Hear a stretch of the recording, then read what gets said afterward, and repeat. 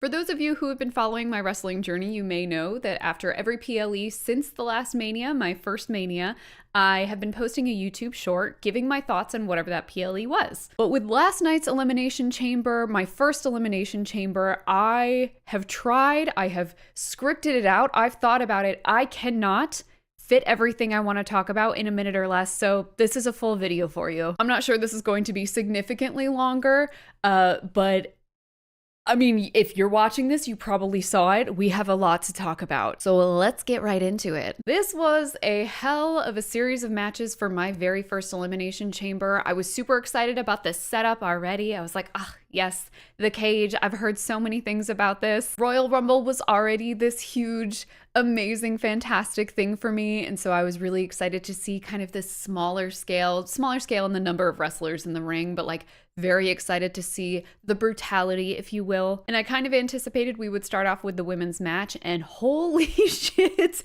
what a way to start the show. Also, before I get too far into this, we were noticing that it was a very like black and white theme as far as ring gear goes. And we thought maybe we were like, oh, is like the white, you've got like the faces and they've got the heels in black, or like, is it vice versa? We were trying to figure out if it meant anything. And I don't think it did. But if you picked up on something and I'm totally unaware, I would love to hear your thoughts about the black and white theme, or maybe there was something else going on. Or maybe it was just, I don't know, maybe they were like, let's do some black and white, wear whatever you feel. Who knows? I thought that was interesting. So you start off, you've got Bianca, Alexa, Roxanne, and Bayley in their pods, and then you've got Liv and Naomi in the ring. And what a fantastic setup, because we kind of assumed, I think, that Jade was coming back tonight. It had been a while, and there were talks amongst the people, if you will, that she was going to come back tonight. And so I anticipated it would happen sometime in the middle when like Naomi and Bianca were both in there, or maybe just Naomi. I did not expect her to just come out right at the beginning of the match. And I get chills thinking about it. Such a fantastic setup. I knew she was going for Naomi. Probably most people knew it. But to have Liv set up right there, and then Naomi, and then right in front of Bianca's pod, so like you could get her freaking out. Oh my God, the blocking, the cinematography, absolutely fantastic. I was so thrilled about that. So Naomi, of course, gets destroyed, as she should. Jade, her story now. Very interesting. We'll get into that in a second. But then you've got Bianca, who has to come right out and just do the thing. The match goes on. If you've seen it, you've seen it. It was a fantastic match. It was really well done. Liv Morgan deserves all of the accolades for this. She has already had an absolutely fantastic year. It's no surprise. I love Liv Morgan. I think she is an amazing wrestler, a great performer. But the bumps she took last night, that girl deserves all the flowers. And if you haven't seen the infamous hair whip, holy shit, you gotta go look at that. They must have played that clip 6 or 7 times, and it looked, probably it was as painful as it sounded, because I think that was the whip heard around the world. So a fantastic match overall. I like what they're doing, setting up Liv and Alexa. I think they're similar wrestlers to me in a way, and I think that's going to be very exciting. We actually thought Bayley was going to be the winner of this. I don't know why. It didn't make sense to go back to Liv, right? Liv and Rhea have already had their feud. I think that's done, and I'm glad actually that it ended the way they did, because I think maybe everyone was a little bit worried. They were like, oh God, come on, Triple H. Like, I really hope that you're not just going to pit Rhea and Liv against each other at WrestleMania. Like, it's been done. It's so boring. So to have her and Bianca at the end, I think was really nice and very hype. We didn't think it was going to be Roxanne, because that also didn't make sense. But I was hoping, I was like, oh, that'd be a cool kind of underdog thing. I think I picked Alexa to win just because I didn't have a reason for that. But I guess now that the match is done, it makes the most sense that this is Bianca's title shot. And I really think this match is going to be insane. I don't think that Io steals Rhea's title at Raw. I think it's going to be Rhea Bianca at WrestleMania. I think that makes the most sense. These two really strong, just powerful women against each other is going to go crazy. I think what happens is that Bianca goes to WrestleMania, beats Rhea. I think she wins it, and then it is gonna set her up for something with Jade, because I don't think Jade is done. We were kind of theorizing whether or not we thought Bianca actually knew that Naomi had taken Jade out a few months back. And while I can see it being, oh, Bianca's innocent, she had no idea, I think it's way more interesting if Bianca did know, and this was her way to get out of the tag team, and this was all like she's the mastermind, and now Bianca has like this weird heel run, which I don't know if that's ever going to happen, but I think it'd be really cool. So either way, this was a fantastic match. I'm really excited to see. I'm so excited for WrestleMania. Oh my gosh. Okay, we're not even done yet. Let's continue. The next match, the Trish Stratus and Tiffany Stratton in the Nia Jax and Candice LeRae. I almost call her Candice DeBebe every single time. This fun little tag team match was probably if I could have a least favorite. I don't think it was a bad match by any means, but like comparatively with everything else, I was like, like this is not the thing that I'm like super hyped about. I love seeing a woman Hall of Famer in the ring. That's really fun context for me as a new wrestling fan. So it's great to see this. And the only thing I gotta say, the only thing that was a little bit confusing was at the end when Tiffy was gonna do her finishing move and Trish was still on the apron and Tiffy like kicked her off the apron. I don't really know why that happened. Maybe somebody can fill me in, but like they played it back and it made me laugh all over again. So I don't know if she was just trying to get her out of her way because it was like her moment. She didn't want to hurt her. I'm not really sure, but it was very funny to watch her just sort of like kick Trish off. Anyway, great match. But I want to get on to other things. Kevin Owens and Sami Zayn, unsanctioned match.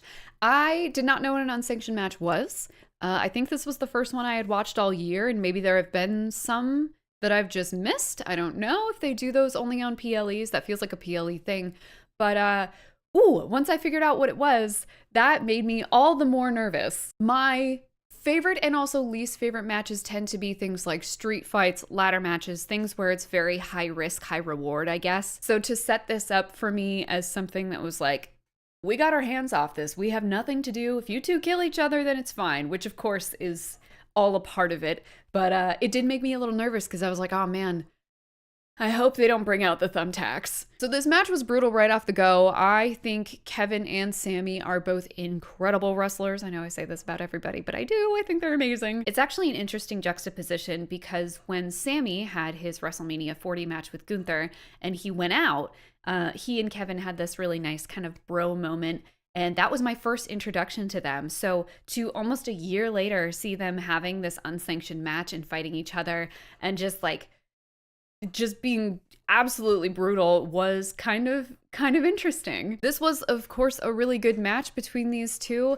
There were no thumbtacks, but that barbed wire chair, looked so brutal. I was also really impressed with Sami's ability to kind of tuck and flip into those double tables when he was pushed off the ropes. Like, the athleticism never ceases to amaze me, even a year later. I actually thought there would be way more blood in this match. I don't think either of them, I think maybe Sami had a little bit of blood at some point, but I expected this to be almost Hell in a Cell worthy amounts of blood, and like thankfully it wasn't, and like there were no ladders, so nobody's neck was going through a ladder. I don't know, that was better at least. But of course, the highlight of the night, and we kind of knew this was coming too, but my God, it never stops getting absolutely just so exciting when it happens, was the return of Randy Orton. I'm super glad Randy got his well-deserved vacation, but I swear every time he comes back, he looks bigger. All of us were like, is he bigger? Does he have more muscles? Randy Orton is just a very big man, and I feel like I forget it every time. What's so fun about this is that the last time that I saw him,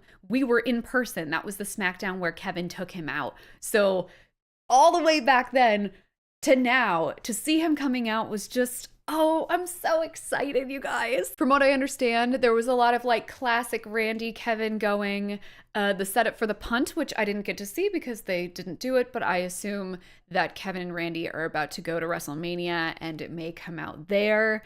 So I think this is going to be a fantastic setup for WrestleMania. We still have almost, I think it's 48 days now until WrestleMania, so much time to develop whatever this is going to be. But I think it's going to be absolutely insane. Okay, last but not least, the men's match, and of course, the end of the PLE. I don't want to get too ahead of myself. This was a fantastic match. From what I'm understanding, there was a lot of classic Punk and Cena. I don't have a lot of context for that feud. That's something I need to go back and kind of get into. But it was cool to see them interact in the ring and like the hug and then doing all of this different classic moves from what I'm being told. I thought was really cool to see, even if I didn't have the historical context for it. Seth was a real workhorse in this. I'm gonna be real. Like I mean, they all work hard, but like he did a phenomenal job. And him screwing over Punk and this setup that we're going for whatever happens at WrestleMania. I think my friends had this theory that it was going to be a triple threat between Punk, Roman, and Seth. And so I think if that happens, I'll be pleased. I don't know what happens with the favor. That's still in the air, and maybe that comes out at Mania. I can't imagine it comes out any sooner than that, but maybe we'll have to see. And then, of course, we get the John Cena win. Our bets were kind of half and half. We thought maybe it would be Cena or it would be Punk. And then whatever happened from there, whoever lost, Punk may call in the favor. And then he actually gets to go to Mania or like have a triple threat title match with Cody and John Cena or something. Or if it was John who lost, then maybe he took The Rock's offer and he became the corporate Cena, if you will. And we actually kind of got flip-flopped on that. Because as you probably have seen already, we got heel John Cena. I kind of assumed when the match was over and this all happened that Cody was going to say no. I think face Cody is just too powerful right now. He's too for the people. I think he's really vibing with that and everyone else is really enjoying that. So I think they did the right thing by having Cody say no to The Rock. Watching Cody say fuck you to The Rock was hilarious. And then to have this moment where John Cena looks like he's like, heck yeah, like, you suck, Rock. I'm so like happy for you, Cody, whatever. And then the hug and the face, just the camera shot that will go down in wrestling history was just phenomenal. Like I said, as a newbie, I don't have a lot of context for John's career, but from what I've gathered and what I know of just knowing John Cena, he's always been the face. He's always been this really happy-go-lucky dude. He is kind of the pretty boy, kind of like Cody, and he is just, he's never been a heel. So to see this play out, I'm so excited. I think everyone's so excited. I think this was the right move to really take it up to a 10 because I don't think having John Cena as a face and then Cody as a face and going up for this title, I don't think it would have been half as interesting. So this was amazing. And then the press conference afterwards where John Cena sits down and just drops the mic, I think that was genius. John is an actor. I'm not saying he can't play the heel. He's obviously going to have many promos over the next 48 days where he's going to have to play up the heel.